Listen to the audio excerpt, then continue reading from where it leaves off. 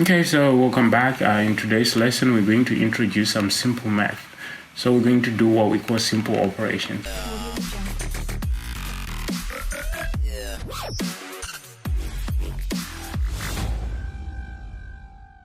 Alright, so let's look at what we did in the previous lesson.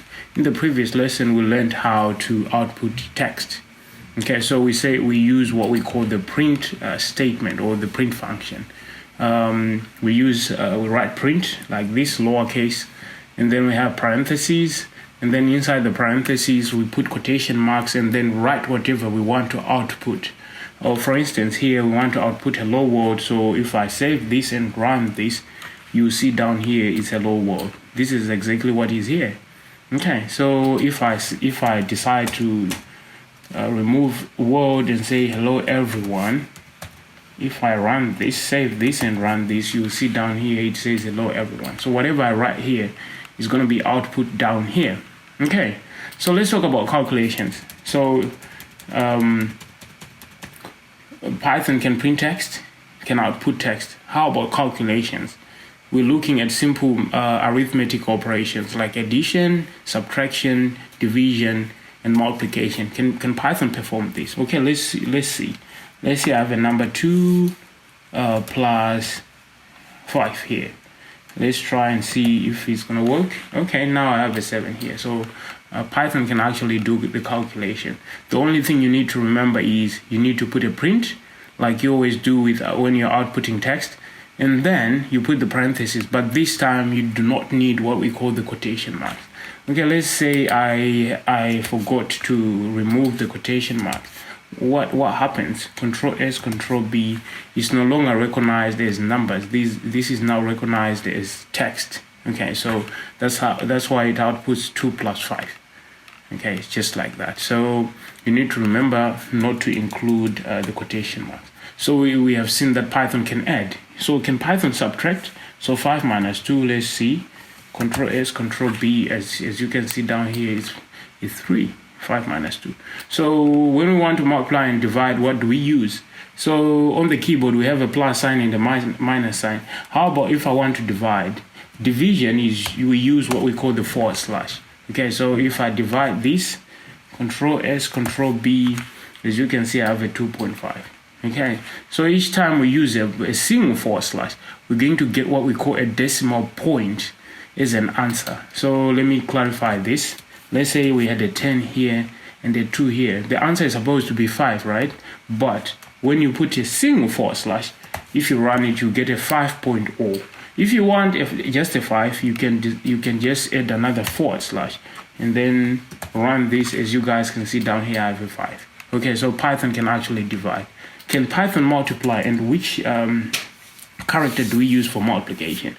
We use what we call the asterisk. Okay, so I'm going to use the asterisk or the star sign on the keyboard. So 10 multiplied by 2. Let's run this. You see a 20 down here. Okay, so I want to talk about this concept. All right, we have the concept that we call PEMDAS, PEMDAS. All right, this means parentheses, exponentials, which is raising a number to the power of a number, of a certain number, and then we have multiplication, division, addition, and subtraction. This is what we call order of operations. So from left to right, you can see which one has got a higher order. Parentheses and exponentials have a higher order than multiplication and division, than addition and subtraction. So if you have parentheses, you have to solve the parentheses first and the exponentials, and then you move on to multiplication and division, and then you can lastly solve the addition and the subtraction. Okay, so let's see what happens if I have let's say I have something in parentheses like 2 plus 2. Okay, and then I want to multiply this with 5. Okay, so I want to multiply this with 5. So 5 multiplied by 2 plus 2. So what Python does is it follows this order of operations. It's going to solve the parentheses first and then multiply. So we're going to get a 20 over here. 5 by 4. So 2 plus 2 is 4. By 5 is 20. Let's see. Control B. As you can see down here, we have a 20. So I can try and play around with these parentheses. Let's say multiplication and addition. Let's say I have 2 plus 3, 2 plus 3, and then multiply by, let's multiply by 4. Okay, which gives us 20 if you are to add first and then multiply later. But if you follow this rule, the order of operation, multiplication has to happen first, which is 3 by 4, which is 12, plus 2, which is 14. Okay, let's see if we can get a 14 here. As you guys can see down here, I have a 14. Instead of saying 2 plus 5, if we started with 2 plus 5, 2 plus 3, sorry, we'll get a 5 by 4, which is a 20. If you want this to, if you want addition to happen first, then you have to introduce these parentheses. Okay, you just put these in parentheses, and now the answer is going to be different. It's going to be 20 because it first has to add and then multiply by 4. Okay, so I hope this is straightforward. Okay, so let's look at these simple operations. Here they're talking about adding numbers and subtracting numbers, so we can actually go through this. 1 plus 2 plus 3, this is a 6. You can put a 6 here, check the answer is correct, and then you move on, you continue to the next one. And here they're talking about division and then using of parentheses like we did, and multiplication, and then we can continue and then try and answer this question. Which option is output by this code? Okay, it's supposed to print 4 plus 8 in parentheses and then divide by 2. So we can actually try it out. 4 plus 8, which is over here. 4 plus 8. And then here it divides by 2. It doesn't multiply, it divides by 2. Okay, so what could be the answer to this question? I'm going to make this a bit larger so that you guys can see.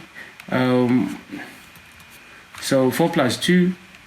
So first is going to solve the parentheses, and then finally is going to divide. So 4 plus 8 is going to be 12. 12 divided by 2 is going to be 6. But because we have a single forward slash, it's going to give us a 6.0 instead of giving us a 6, just a 6. So the answer will be 6.0. Check this, and then you can see, guys, it's nice, nicely done, simple and straightforward. So in our next lesson, we're going to look at data type. These are really, really important. You need not to miss this part of data types. I hope to see you in our next lesson. For today, we're done. I'll see you later. Bye-bye.